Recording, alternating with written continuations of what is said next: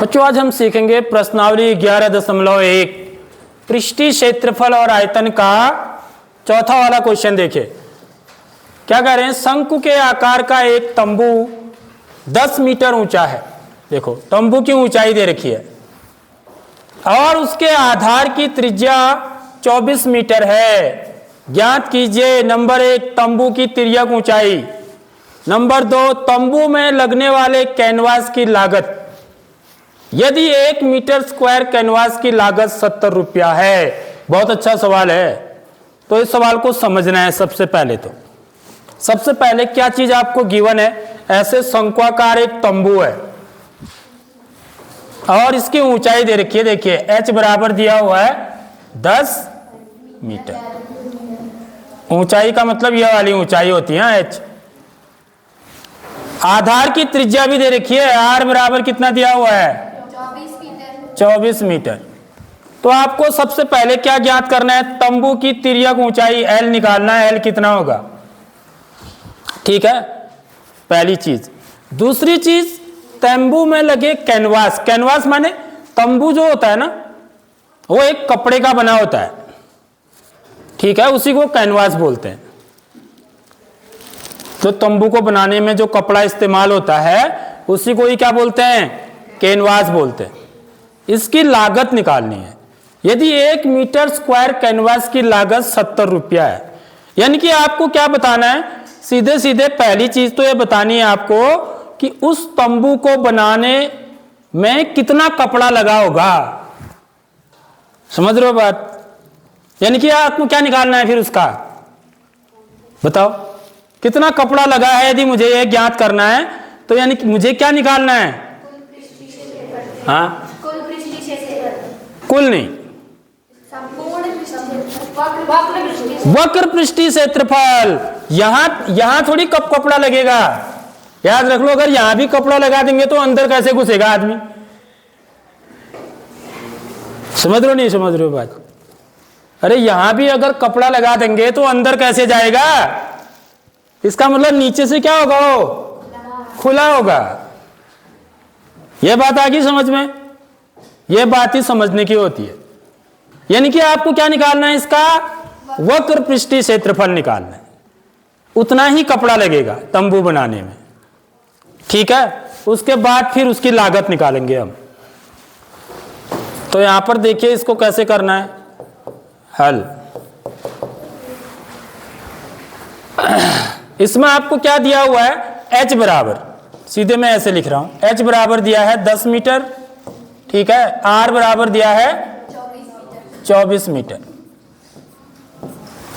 ठीक है। तो l यदि निकालना है तो कैसे निकालते हैं हम, पाइथागोरस प्रमेय से, ठीक है। अब क्योंकि क्या होता है बच्चों, l स्क्वायर बराबर r स्क्वायर धन h स्क्वायर होता है। तो यहां से हो जाएगा l स्क्वायर बराबर r की वैल्यू कितनी है 24 का वर्ग धन 10 का वर्ग। तो l स्क्वायर इक्वल टू हो जाएगा 24 का वर्ग कितना होगा, देखिए 24 गुणा 24 करेंगे हम, 24 गुणा 24। तो 4 चको 16 का 6 हासिल 1, 4 दूनी 8 और 1 9, 2 चको 8, 2 दूनी 4, जोड़ेंगे 6, 8 दूनी 16 और 1 17 का 7 हासिल 1, 4 और 1 5। तो कितना आ गया है 576। समझ में आ रही बात। तो L बराबर क्या हो जाएगा, L वर्ग बराबर 576 है, तो L बराबर क्या होगा,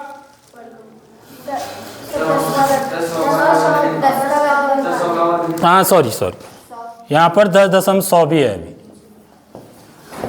तो यह हो जाएगा L वर्ग बराबर 676 हो जाएगा, ठीक है। तो L बराबर क्या होगा, वर्गमूल 676। यहां से वर्ग हटाएंगे तो यहां वर्गमूल लग जाता है। अब 676 का वर्गमूल निकालना है आपको, तो आप दो तरीके से निकाल सकते हैं, या तो अभाज्य गुणनखंड करके निकाल लो, या फिर भाग विधि होती है वर्गमूल निकालने की। वो कैसी होती है देख लो जरा सा, नहीं आता है तो सीख लो।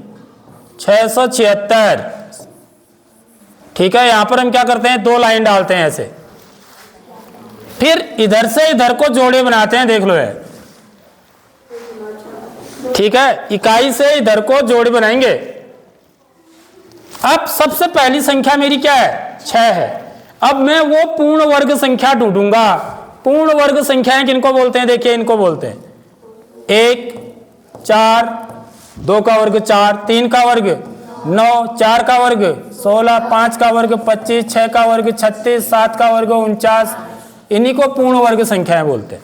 1, 4, 9, 16, 25 इनको। तो 6 या 6 से छोटा कौन है, 4 है। और 4 किसका वर्ग है, 2 का। तो यहां पर मैं 2 लिखूंगा, यहां भी 2 लिखूंगा। 2 दूनी घटाएंगे, 6 में से 4 घटाएंगे 2।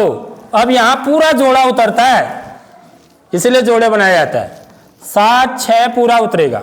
और यहां क्या करते हैं, इसमें इसका इकाई का अंक जोड़ देते हैं। 2 में 2 जोड़ो, यहां के लिए एक जगह छोड़ दो, थोड़ा इधर को। अब जो अंक इधर आएगा वही अंक इधर भी आएगा। उन दोनों को गुणा करके इसके बराबर आना चाहिए, ठीक है।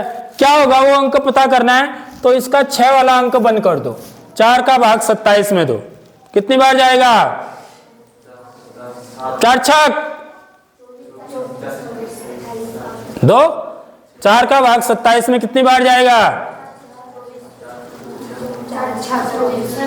6 बार। तो एक बार रफ में चेक कर लेते हैं, यहां पर 6 लिख करके 6 से गुणा करो। जो यहां पर लिखेंगे वही यहां भी लिखना है ना, गुणा करना है। 6 छक 36 का 6 हासिल 3, 6 को 24 और 3 27, देखो पूरा आ रहा है। 6 लिख करके पूरा 276 आ रहा है। अब घटाएंगे तो 0। समझ में आ गई नहीं आई बात। यानी कि 676 का वर्गमूल कितना होता है, 26। तो L बराबर कितना आ गया, 26 आ गया।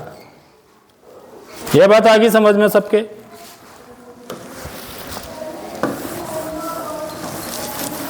इसलिए शंकु की तिर्यक ऊंचाई निकाल ली हमने, ठीक है। क्या निकाल लिया, यहां पर लिखेंगे जो पहली चीज, तंबू की तिर्यक ऊंचाई। तंबू कैसा है, शंकुआकार है, तो इसलिए शंकु का कहो या तंबू का कहो एक ही बात है, ठीक है। तंबू की तिर्यक ऊंचाई, यहां पर तंबू लिखेंगे हम। L बराबर कितना आ गया, 26 मीटर, ये मीटर में है, ठीक है। अब यहां पर हम लिखेंगे अब तंबू में लगे कैनवास की मात्रा, तंबू बनाने में लगे कैनवास की मात्रा, क्योंकि सबसे पहले कितना कपड़ा लगा है वो बताएंगे ना, तभी तो उसकी कीमत निकालेंगे फिर, समझ रहे हो। तो अब लिखेंगे यहां पर तंबू में लगे, ये स्टेप नोट करना है पूरा। तंबू में लगे कैनवास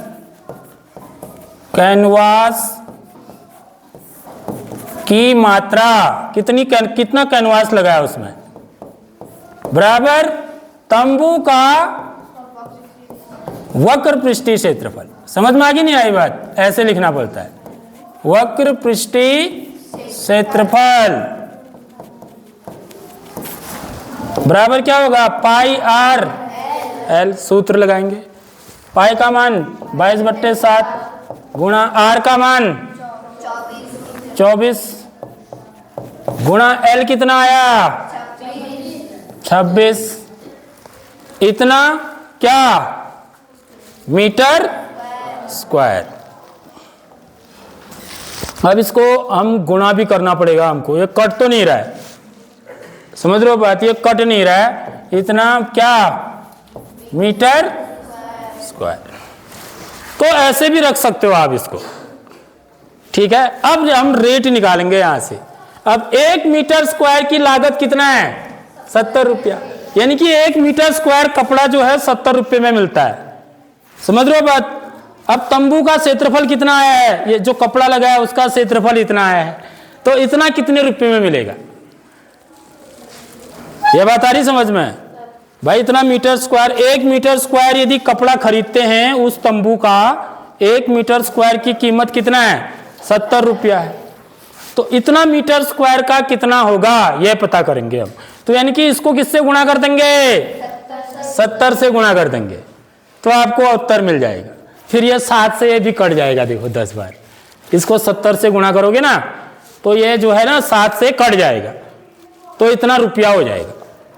ठीक है, क्योंकि 1 मीटर स्क्वायर में 1 मीटर स्क्वायर कितने में आता है 70 रुपये में, तो इतना मीटर स्क्वायर कितने में आएगा, इतना गुणा 70, तो गुणा 70 करके फिर 7 से 70 10 बार कट जाएगा, फिर इन सबको गुणा कर दोगे तो उतना रुपया क्या हो जाएगी, कीमत हो जाएगी। यह बात आ गई समझ में।